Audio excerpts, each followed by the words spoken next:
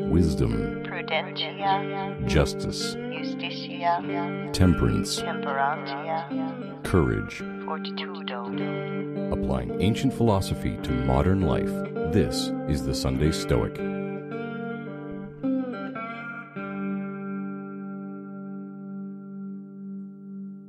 Ward Farnsworth is Dean and John Jeffers Research Chair at the University of Texas School of Law. He formerly was Associate Dean for Academic Affairs and Professor of Law at the Boston University Law School. He has served as a law clerk to Anthony M. Kennedy of the United States Supreme Court and to Richard A. Posner of the United States Court of Appeals for the Seventh Circuit, and worked as a legal advisor to the Iran United States Claims Tribunal at The Hague. He is the author of several books, including books on philosophy, rhetoric, law, and chess, and he has published numerous scholarly articles on law and cognitive psychology. Ward joins the podcast today to discuss his upcoming book, The Practicing Stoic, a Philosophical User's Manual. It is currently available for pre-order on Amazon.com, and I will put a link to it in the show notes. The book releases on June 7th, 2018. Before we get started, could you just tell us in your own words a little bit about yourself? Sure, Steve. I'm happy to be here. So I work as the dean at the University of Texas Law School, where I'm also a professor, and I've been a student of Stoicism for maybe 20 years. A lot of folks have been into it for 5-6 years, but that's impressive. Oh, well, I think I'm also like a lot of people, though, who would have encountered Marcus Aurelius or Epictetus at an opportune early moment in life, and then they stay with you, and then you pick up others as you go. How did you first discover them? Just reading philosophy in college? Or? Yeah, that's right. In college, and then afterwards in law school, a friend passes you a copy of Epictetus of the Enchiridion or something, and you think, hey, this is very helpful. This really speaks to me. And then one thing leads to another. Do you have any favorite daily practices that you would recommend to those of us who are a little bit newer to this philosophy? Oh, I'm not so much of a daily practice type of guy. Sure. I know that some of the Stoics are and some of the more modern students are. To me, it's just something to be thinking about all the time. I think it's helpful with all the issues and problems that life throws at you. So I always think there's plenty of occasion for practice without having any formal routine. Right. Life throws enough at you to keep you sharp. Yeah, there's hourly occasions for practice if you're awake to them. Absolutely. Especially as a dean, I'm sure. Yeah, as a dean, yeah, it's continuous. So what led you then to the writing of this book that's coming out soon? Okay, so yeah, the book's called The Practicing Stoic, and I guess its origins have a couple of threads. One is that I really enjoy reading the old Stoics, and I personally much prefer reading the original stuff they wrote to reading more modern restatements of it. I just think that they had a wonderful way of expressing themselves that hasn't really been improved on. But when you spend time with them, as your listeners probably know, their writings have this curious feature that they're really not systematic, at least the writings that have survived. I suppose there were a lot of writings that didn't, that must have been more systematic. But the ones that survive, you have the Meditations of Marcus Aurelius, and they're just sort of his journal entries as they occurred to him. You have the Discourses of Epictetus, which are notes from classes he taught, but they tend to be very miscellaneous in character, and a lot of Seneca's writings are a little like that. And I have sort of a taste for systematizing things and trying to look at them more in a way that's organized as I would maybe as a teacher. So I told you that I teach law school classes, so I'm often thinking about how material could be presented in a way that sort of makes sense in sequence. And so I thought, wouldn't it be great if there was a book that took the ancient writings of the Stoics and organized it so that it sort of held together as a kind of course, so you'd have one topic at a time, and it'd be sort of progressive in character. You'd have simpler, more foundational ideas early, and then you develop applications later. And then in each area, you'd have what each of them said about it. So you could see right in one spot, if you want to read about externals or you want to read about death, you could see, well, what did Marcus Aurelius say about this aspect of that topic, and how did it compare to what Epictetus said about the same aspect of the same topic? So you could see it all in one place. You could compare how they commented on it. That was the book that I really wanted to read and couldn't find. And then in the meantime, I have this general interest in trying to write about classical learning and how it can help people think and express themselves better. So I have a book on classical rhetoric that's not closely related, but to me in a somewhat similar spirit. It tries to take ancient rhetorical knowledge and show how it can be used in various ways. No need to go into that now, but this book has a somewhat similar quality to that one. I just wanted to comment that I found the book to be not only an excellent read, but it will also make a wonderful reference. That's what I really appreciate about it. You can go to a chapter and remind yourself what the Stoics had to say about topic X, and not only the Stoics, but as we'll probably discuss a little bit, you also include some of their intellectual ancestors and their descendants as well. So that's really helpful. Well, I appreciate what you say. Yeah, the book sort of does have two audiences in mind. And one is the person who's just getting going with Stoicism and would appreciate learning it from the originals, but also learning it in a way that's presented so it's very accessible and makes sense to a modern ear. But it also has this function, I hope, as a reference, so that somebody who already knows all about Stoicism, and maybe they've already read Seneca and Epictetus and everybody else, they still might want to just, as you say, look it up and say, I wonder what did they all... I know over the years I've read lots of comments about adversity or about money or about reputation, but I'd love to see what they all, something's on your mind and you're wondering what they all said about that. This book allows you to look up a topic and say, okay, look, here are the basic points that all of the main surviving Stoic writers made about that particular topic or subtopic. So I'm hoping it just has utility as a reference, as you say, even for those who already know a lot about the philosophy. And I found it's very well done and very thorough, because every time I'd be reading through a topic, a lot of times in the back of my mind, I'd say, oh, I remember when Seneca said this. And then sure enough, within a page or two, there was that quote. Right. So how did you go about writing this book? You just start flagging passages and sorting them according to topic? Yeah, I guess so. I mean, yes, but I will say also over the years I sort of kept notes the way a lot of people do who like to study this stuff. I think if you read a lot of Stoicism and it means something to you, inevitably you start bookmarking or writing down the things that really are most helpful. Absolutely. And so in a sense, what I think is everybody should go write a book about Stoicism, because you could take all the things that mean the most to you and think about how to organize them in a way that is meaningful to you. And I think that for me, that exercise of going through that was powerful, and it was a way to learn much more about it. But in any event, what I did was just reread everything, and as I went through, try to extract what I thought were the most essential aspects of their teachings. I mean, another feature of the original teachings is, everybody knows who reads them, is they're often very redundant. So Marcus Aurelius will return to the same idea many times, and it's a great idea, and often you want to see it expressed many times. Each way of expressing it has a different nuance to offer. But still, as you go through, if you're going to write a book like the one I've tried to do, you're not going to put in every reiteration of the same idea. You try to find the best. You try to find or the two or three that sort of capture the point most fully, so that if you go back now and you look at the original writings, you'll see, oh, well, there's a nice one that's not in the book. Well, that's true, but usually I hope what can be said is the substance of it is in there. I mean, the best way it was expressed by Seneca is in there. So I try to find those the moments of expression of a key idea that seem most succinct and memorable, and then put them together with other corresponding similar moments from other writers.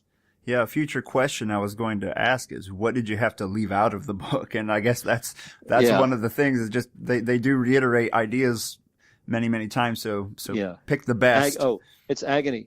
I mean, anybody who's tried to do a project, anything like this, knows the stuff you leave on the cutting room floor really kills you, because the book can only be so long, and so you end up leaving out some favorite quotation. And I'm sure anybody who cares enough about the topic to be listening to this will have their own set of favorite or most important ideas or expressions of ideas, and hopefully they'd find a lot of them in the book, but inevitably there'll be something they don't find, and apologies in advance. Some of my own favorites didn't make the cut either, because I was trying to be concise.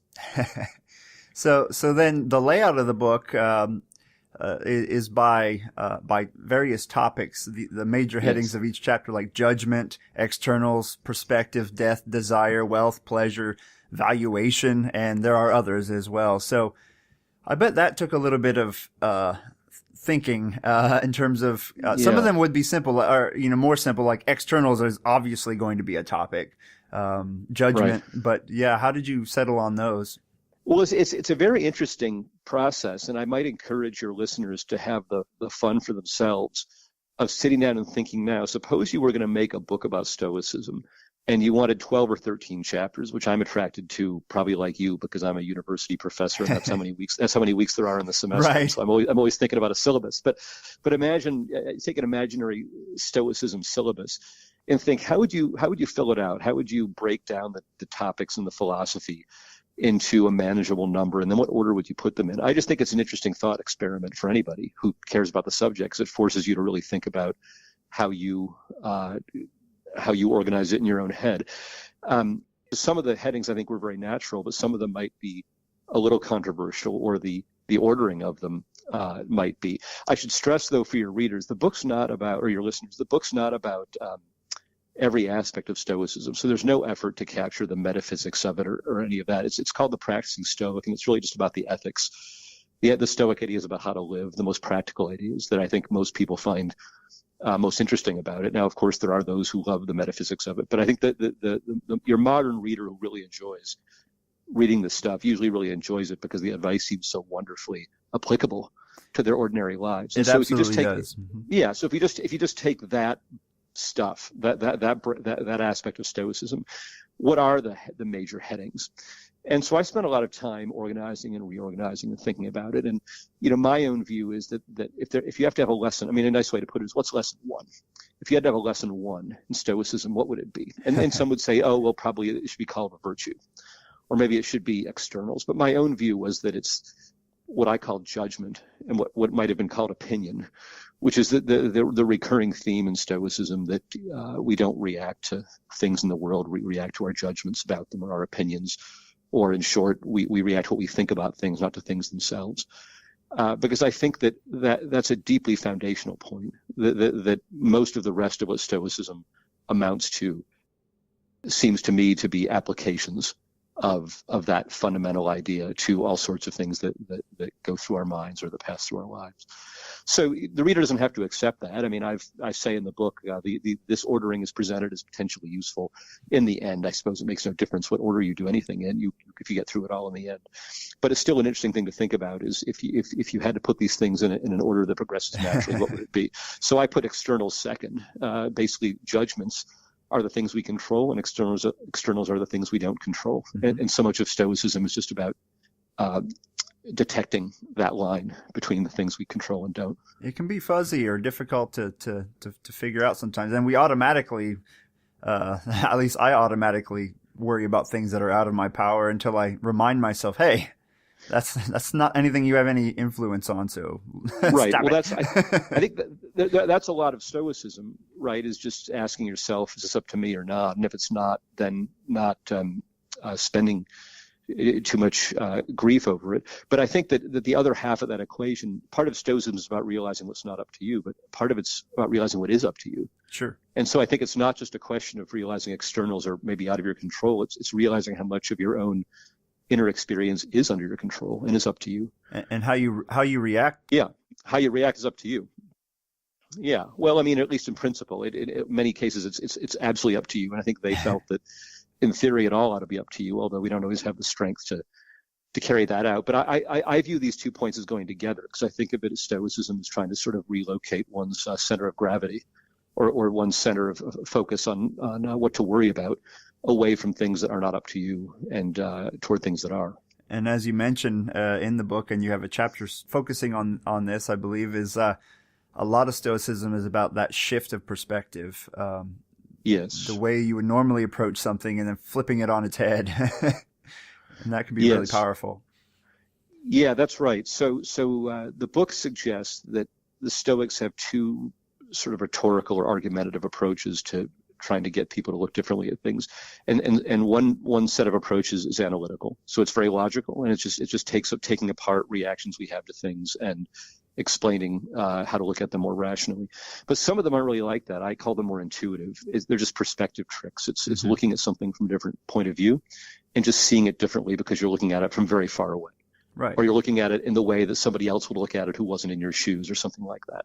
And those aren't really analytical. They're not arguments. They're just, if you look at this a certain way, it will immediately appear different and your feelings about it will change. And so they do a lot of both of these things, a lot of analysis and a lot of perspective shifts. And the book tries to keep track of those two different strategies and be explicit about them. So throughout the book, you naturally reference the three major late Stoics quite a lot. And I know this from reading them all, but seeing them side by side really brings to light the fact that they all had their own little twists when it comes to Stoicism. They had their own focus. And could you talk a little bit about the sort of the individual specialties of the three Stoics, the three late Stoics? Yeah, sure. So anybody who reads them will discover that they have a slightly different flavor and personality, each of them, but they also have somewhat different interests. They don't all write the same amount about the same things. So Epictetus focuses relentlessly on the problem of externals. It's the first item in his handbook, and it comes up all the time in his discourses. Now, of course, they all talk about that, and in the book you'll see side by side the different things they all said about that. When I say all of them, I'm of course referring to Epictetus, Seneca, and Marcus Aurelius principally. There are a few other ancients who are in there, but they are the three canonical writers that the book is mostly devoted to. With some others we can touch on if you like. Marcus Aurelius specializes, if you will, more in the perspective shifts that I mentioned. I mean, again, he'll talk about everything everybody else talks about, but he returns relentlessly to the question of point of view and how that changes your attitude toward whatever's confronting you. And he spends a lot of time talking about the scale of the universe or the scale of time, and the repetitiveness of human affairs and what light that sheds on whatever's in his way as emperor. And then I think of Seneca as being sort of the great psychologist of the three of them, the one most likely to spend the most time on emotion or on how we think about desire, and to really investigate that and talk in detail about how to think about it more rationally. It would be a bit of a challenge, perhaps, not to have Seneca weighted more heavily in some instances than the others, just because so much more of his writing remains. Yes. There's a lot of Seneca out there when you compare it to the rest. That's true. No, his writings are the largest source of material for the book, just because, as you say, there's so much more from him than from anybody else. There's a lot in every chapter from everybody, but there are a couple of chapters, like the chapter on emotion, that he dominates. I mean, the others appear there, but he appears much more often because he wrote so much more about it. Right. Yeah. And I will say for the listeners that folks like Musonius Rufus appear as well, in case they're worried. That's right. Yeah, Musonius Rufus is in there, and there are a couple of other ancient writers I mentioned. So Plutarch appears quite a bit. Now, I think he probably wouldn't be very happy about that because he didn't think of himself as very friendly to the Stoics. He wrote some essays very critical of them. But I think that his main Stoic adversaries were Greeks writing about issues that are not at stake in this book. The way I put it in the book is that a lot of philosophers then, and Epicurus is like this too, is obviously not Stoic, but his views and the views of Plutarch on a lot of ethical questions, by which I mean basic questions about how to live, questions about how to think about death or desire or money, a lot of them agreed fully about questions like those. And so the approach of the book is, once a teaching has been identified as a Stoic teaching because it's something that Seneca said or that Epictetus said, I'm happy to include elaboration on it or expressions of it by others who you wouldn't necessarily describe as Stoics. So Plato appears once or twice, and you have, as I said, Plutarch and even Epicurus, who have, Seneca quoted Epicurus a lot because he said, if you find the truth, it doesn't matter where you find it. And I think although Epicurus and the Stoics would have disagreed about some very high-level matters in their philosophy, they agreed a lot about the way that desire works. And so if you want to really understand a Stoic teaching about desire, I think it's helpful to see how whatever key points they made were also expressed helpfully by others. And then who are some of the more modern philosophers you include in this work? So yeah, as you said, there are predecessors to the Stoics, or more to the point for us, I'd say cousins, by which I mean people who agreed with the Stoics on some things because they had common ancestors, although they wouldn't have called themselves Stoics. And then you've got descendants. And the descendants would be later writers who were very influenced by the Stoics, so obviously read them and liked them. You wouldn't necessarily call any of these people Stoics in themselves, but but on the other hand, just like Plutarch or Epicurus, they had clear agreement with the Stoics on the kinds of issues this book is about. So those would the most prominent examples in the book would be Montaigne, the French essayist, Samuel Johnson, the English lexicographer and essayist, Schopenhauer, the German 19th century philosopher. All of them loved much of what they found in the Stoics. You can tell this as soon as you read them, because they often are just restating things that Seneca mentioned, and they'll refer to him. Of course, each of them also would say they weren't quite Stoics themselves. Adam Smith is also like this. He also appears a lot in the book. They thought about Stoicism. They thought, on balance, I'm not quite a Stoic, usually because they took issue with some larger questions about nature or the meaning of life that the Stoics had views on. But when it comes to the question of how to live, of how to think about desires and how to think about adversity or reputation, things like that, they were often in complete agreement, and they would just refer to the Stoics as the philosophers. The philosophers say this, or the sages teach us that. And what they mean, of course, is they're talking about Seneca and Marcus Aurelius. And these are brilliant writers, some of those beautiful thinkers and writers of the last millennium. So if there's an opportunity to hear them take a Stoic point and apply it or elaborate on it or restate it, I think that's very interesting for the student of Stoicism. You know, in the preface, I mentioned that I like to imagine the book sort of like a course, and if you imagine it as a course, I think of these as sort of guest speakers. You know, you'd love to have Montaigne come in for a day and talk about his take on human desire and how it functions, and you'd find a lot of overlap between that and what Seneca said. Or from a reference standpoint, as you said, sometimes you might just want to know, as to any Stoic teaching that you're chewing on, what was what was said about it later by some of your other favorite thinkers. I imagine most people who love Stoicism either love Montaigne or they haven't found him yet, because once you find him, of course, he's an endless source of interest and amusement. Well, I was going to thank you for including those more modern philosophers, because in my case, as a biologist, that has a budding interest in philosophy. I'm doing this podcast like you suggested earlier.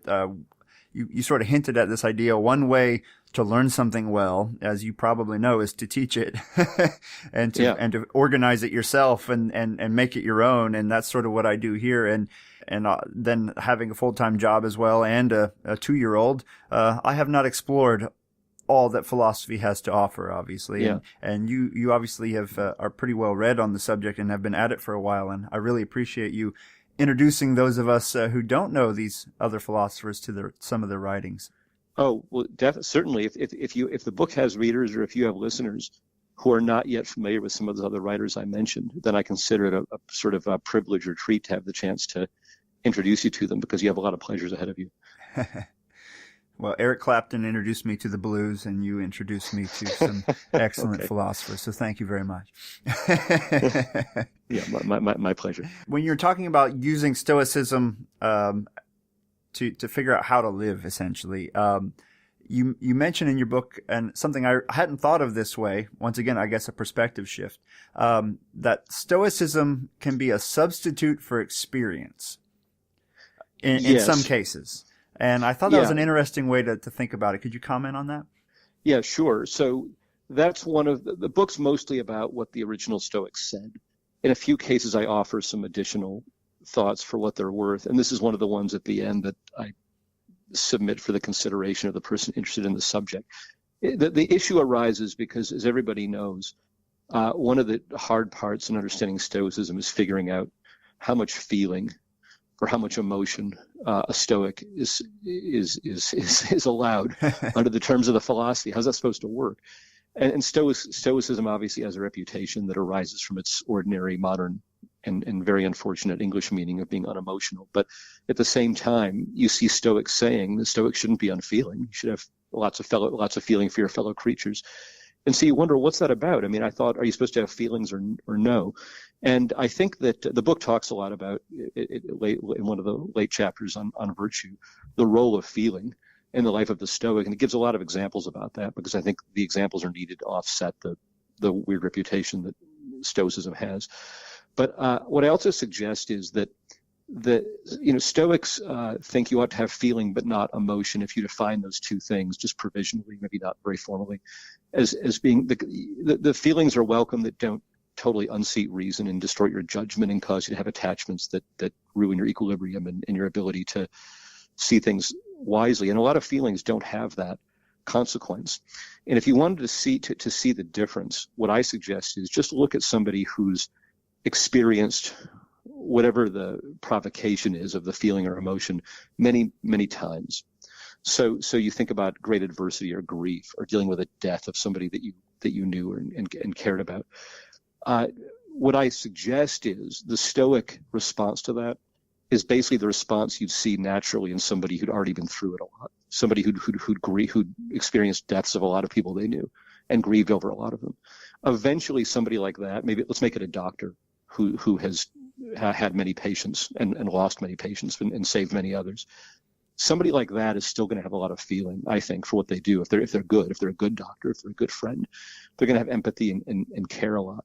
But they're going to become a lot less emotional because you don't stay emotional about things that you go through many times. Right. I just think most of us can relate to that. That's something one nice feature of this approach, if it's accurate as to Stoicism, is that anybody can relate to it. We've all had the experience of inurement, of going through something enough that the emotion associated with it wears off, but the feelings are still there. You can think about this in lasting relationships you have with other people, or in difficult experiences that you've had many times.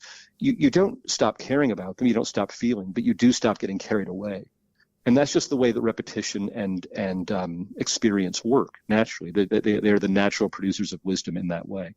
And I suggest that Stoicism is a way to reach that same kind of sifting and state of mind and attitude without having actually gone through the experience. You read the wisdom, and the wisdom ends up saying, look, without actually going through this 1,000 times, can't you see X and Y? Can't you see that the wiser way to look at this will bring you naturally to this attitude of slightly more detachment and feeling without getting carried off by the emotions involved. So to me, it's a helpful thing because it makes if you think about Stoicism as kind of a surrogate for long, hard experience and a sort of shortcut to the attitude of the veteran, it makes Stoicism less weird. I mean, it makes it less seem that Stoicism is asking you to stop being human and start being Vulcan, and it makes it seem more like Stoicism is just helping you become more human or a more fully experienced human without having to wait 70 or 200 years to get there. And it also makes it more admirable. I mean, most people think of an experienced person, a veteran of something, as having wisdom about it to offer and a well-earned attitude about it. And I think the well-formed Stoic is admirable in a lot of the same ways. And I think also I've read kind of I think Donald Robertson uses that premeditatio malorum idea in the same way from kind of a psychological perspective, where if there is something that is about to occur that you're a little nervous about, you can mentally experience it several times to kind of expose yourself to that stressful situation. It's kind of a different time scale perhaps than you're talking about here, but it's sort of a similar idea. So. Well, that's right. And I think some of the Stoics talk about that, of course, about rehearsing adversity in advance so that you've experienced it a lot and it doesn't trouble you so much when it arises. And there's some discussion of that in the book. But I didn't necessarily mean that although one could do this, that by what Stoicism means is sort of meditating on what the more experienced person would think. You could do that, of course. But I also mean that just that one way to conceptualize where Stoicism is trying to get you is that it's trying to get you where you probably get anyway if you lived long enough, maybe longer than anybody ever actually lives. Sure. But when you've seen enough life and you've seen enough of the world, you eventually reach more naturally a lot of the conclusions the Stoics try to get to by just sheer force of reason, I think. Right. This is how nature works. This is how the world works. And start right. to accept if you think about the idea that we mostly respond to how we think about things. That seems very jarring at first, as opposed to responding to things in themselves. But the Stoics spent a lot of time proving this by looking around the world at how different people react to the very same things, or how we ourselves react to the same things under different circumstances. saying, if it's really the things themselves that are driving your reactions, why are the reactions so different under different circumstances, different people? And when you stop to think about it, you realize, gee, I guess the reaction that seems so natural must be of my own making, and I wonder if I can make it any differently. And I think that's a conclusion that people reach on their own when they have a lot of life experience and they see a lot of the world, and they realize that a lot of things that seem very natural to them and they took for granted aren't really that natural and oughtn't be taken for granted. And Stoicism, as well as a lot of other philosophy and social science inquiry, I think of as an effort to get you to that conclusion without the years of travel and blunder and expense and experience. Much like asking one of my 18-year-old students the value of wealth, and then ask the same question to my 97-year-old grandmother. Right. You're going to get a different perspective on the importance. Is wealth a good? How many wealthy people have you seen that have used it foolishly and not been good people at the same time? Meanwhile, someone who doesn't have as much might be more generous, might be happier, kinder, etc. Right. Yeah, my guess is your grandmother probably has a lot of wise things to say about wealth that she picked up the hard way, and that seem obvious to her and are a lot less obvious to a teenager. But you can't turn yourself into a grandparent by force of will. But you can go read Seneca, and you can come to understand a lot of the same ways of thinking about things that a lot of people get the hard way by long experience. I really appreciate that you included a chapter on the criticisms of Stoicism. Yes, because it's really important from my perspective, if you're interested in something, you can have rose-colored glasses on and ignore the criticisms and not pay them any heed. But that can actually cost you in the long run. And it's a good idea to hear out the critics and to think about what they have to say. Yes. So the last chapter in the book, after all the other chapters that are just laying out some principles of Stoicism, the last one tries to take three very standard, well-worn criticisms of the Stoics or of Stoicism as they've appeared in the writings of other philosophers or literary figures, and just consider them and think about what might be said back and whether they have merit. And one of them is the idea that Stoics don't have any compassion and don't feel anything for others. And the basic response to that is the one we just spent a few minutes on, that I think it's a very unjust criticism if you really understand Stoicism as a whole. The problem is a lot of critics of Stoicism and a lot of people of all sorts, they just read a little bit of Stoicism or they heard about it, and so they just remember the most provocative thing they heard, and it sounds terrible by itself. But I think what's true is if you read all of what they said, if you take it as a whole, usually it's much less alarming than some individual quotation taken out of context. So there's a discussion of that. There's also a discussion of hypocrisy, which is something or impossibility. The idea that Stoicism asks the impossible of people, or that Stoics are hypocrites because nobody can really do what Stoics claim to do or be able to do. Seneca gets dragged through the mud quite a lot when it comes to those He does. discussions. I mean, I think it's too bad when people think of Stoicism. At least, nowadays most people never even heard of Seneca. But in times when literate people were very familiar with all these writers, and they thought about Stoics, they would think first of Seneca, and he has caused Stoicism and Stoics a lot of trouble because, of course, he was spectacularly wealthy and he had a lot of power and he worked for a vile emperor. And so people would naturally say, well, if you're such a fine philosopher, what are you doing with all this money after you just finished telling us how unimportant money is? And what are you doing working for an unvirtuous emperor after you just told us how important virtue is?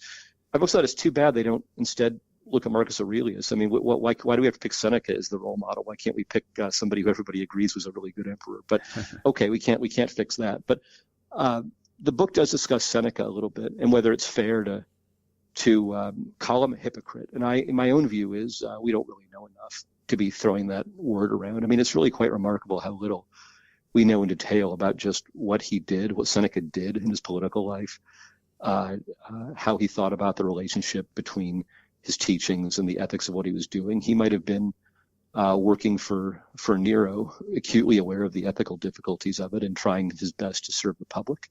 He might have been trying to get rich. We just don't have much evidence on this. We have lots of speculation. Anybody can speculate. But when you think about how little we have about him compared to how much we have about say, 20th century historical political figures, and we can't even agree about how to interpret the recent figures. It's amazing how confident people get in their judgments of ancient figures when you think about how slender the evidence is of exactly what they were doing and how they were thinking and why they did whatever they did. So I don't think it makes much sense for people. I don't have any problem with the speculation. People love to do that, and I don't begrudge it to them. But on the other hand, I think that it shouldn't be taken too seriously. Efforts to describe just exactly what Seneca must have been thinking when he was writing this or that. We don't know. From my own view, I take Seneca's advice at the same time. Like I'm not trying to use him as a role model in terms of how he lived, but trying to take the truth that he wrote down and right, assimilate that into my own life. Yeah, that's right. Yeah, it's a little tricky because, of course, he's the first to say, I'm not a particularly distinguished Stoic. He says, look, I'm like a guy in a hospital bed talking to you, my roommate. I'm not the about doctor. My ailments and about how to think about them. Yeah, I'm not here to hold myself up. I'm doing the best I can, like everybody else. And he's trying to make his case with reason. He's not trying to be an inspirational example. He's a philosopher trying to say, look, if you just listen to my claim, I think what he'd say now is, why would anybody care whether I was a good person or a bad person? I said a bunch of things that I think were true. And if you find them convincing and helpful, then so much the better. And if you don't, then I failed. But it's got nothing to do with what I was doing. It's just that argument sits very badly as a matter of human nature. I mean, if somebody's really a vile character themselves, it's hard to take them seriously, even though their words ought to be able to stand alone. And indeed, he even said what somebody does is, of course, more important than what they say. And so he invites people to go examine his own behavior. But in the long run, what I really think is that, look, Stoicism is useful or it's not. And it really shouldn't make any difference what sort of person any of the writers about Stoicism originally were. They had some advice. They had some insights to offer that they thought were urgently needed and very helpful to people who were struggling with the problems of life. And I think, especially at this late date, any of them would be astonished that any of us are still giving any thought to what they said. And if any of us found it useful, they'd say, yeah, terrific. Marcus thought he would be forgotten by now, I think, based on what I've read of his own writings. Yeah. No, that's always the irony, is that he'll go on and say that just remember, all of us are sure to be forgotten very soon. And then he ends up being one of the few who wasn't. I know we're probably running short on time, but I wanted to ask you something that sort of aside here. You have written books on rhetoric, on chess, if I'm not mistaken, yes. English metaphor. How do you get to have so many varying interests, and how do you I really enjoy talking to folks that appear to have a love of learning, right? Because I don't run into that all the time. And do you have any tips on cultivating that well-rounded intellectual life? Oh, well, I don't really have pretensions to having achieved what you described, but for my part, I just try to make the most of my off time. So if I have time on nights and weekends, you've got, to the extent you have discretionary time, there's so many temptations now about how to spend it. You can get sucked into social media, and there's 3 or 4 hours gone before you know it. And I try to avoid that and read and think about things that later on I'll be glad I read. So on Saturday night, you are not binge watching the latest drama on. Well, I'm trying to avoid it. I think that Epictetus has a nice passage about this. It's in the book about when you're thinking about some pleasure like that, you should think about what it'll be like to do it, and then you should think about afterwards how you'll feel about having just done it. And you'll probably conclude that you'll be better off if you don't do it, but if you must do it, then fine, but don't get too attached. And I think he had about the right approach. I think about if you killed 2 hours on social media the day before, what do you even remember about it the next day? And it's usually nothing. Right. So it's a good approach. Yeah, it's a good approach. Like, is it Seneca who reminds us that we're being pursued by death at all times, so make the best of what you got while you got it. Yeah, that's right. The enemy's right behind us, so make the most of the present. So when can we expect this book to come out? In June, early June? Okay. Well, I think it's available for pre-order on Amazon now, and it'll be released, I believe, from them second week of June, something like that. So very soon. And I hope it's a book that will be of some interest or value to your listeners, and I'm grateful for the chance to talk to you about it. Well, I really appreciate you coming onto the podcast today, and I look forward to hearing from the listeners about what they think about the book. Okay. Well, Steve, thank you. Great job on the podcast. Keep up the good work. Thanks, Ward. Have a great day. Take care. Thank you for listening to the Sunday Stoic podcast. You can contact the show at sundaystoic@gmail.com. You can leave a voicemail for the show at 501-503-3132. And keep in touch by following us on Facebook and Twitter. You can support the show by donating on Patreon, www.patreon.com/SundayStoic. You can also help us out by rating us on iTunes or whichever podcast provider you use. Thank you for your support. Carpe diem.